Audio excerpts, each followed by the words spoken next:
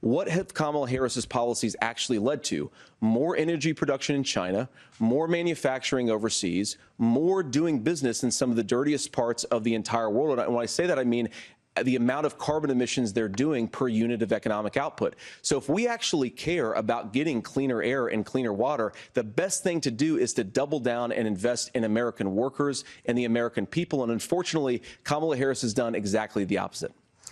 Governor Walz, you have 2 minutes to respond. Well, we got close to an agreement because all those things are happening. Look, first of all, it is a horrific tragedy with this hurricane. And my heart goes out to the folks that are down there in contact with the governors. I serve as co-chair of the Council of Governors as we work together on these emergency managements. Governors know no partisanship. They work together. So all of the governors and the emergency responders are on the ground. Those happen on the front end. The federal government comes in, makes sure they're there that we recover, but we're still in that phase where we need to make sure that they're staying there, staying focused. Now, look, coming back to the climate change issue, there's no doubt this thing roared onto the scene faster and stronger than anything we've seen. Senator Vance has said that there's a climate problem in the past. Donald Trump called it a hoax and then joked that these things would make more beachfront property to be able to invest in. What we've seen out of the Harris administration now, the Biden-Harris administration, is we've seen this investment.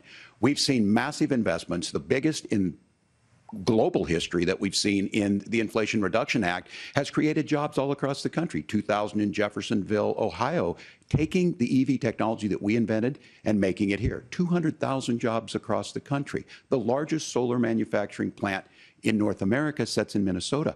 But my farmers know climate change is real. They've seen 500-year droughts, 500-year floods back to back. But what they're doing is adapting, and this has allowed them to tell me, look, I harvest corn, I harvest soybean, and I harvest wind. We are producing more natural gas and more oil at any time than we ever have. We're also producing more clean energy.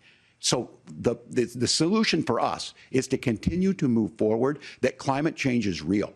Reducing our impact is absolutely critical, but this is not a false choice. You can do that at the same time you're creating the jobs that we're seeing all across the country. That's exactly what this administration has done. We are seeing us becoming an energy superpower for the future, not just the current. And that's what absolutely makes sense. And then we start thinking about how do we mitigate these disasters.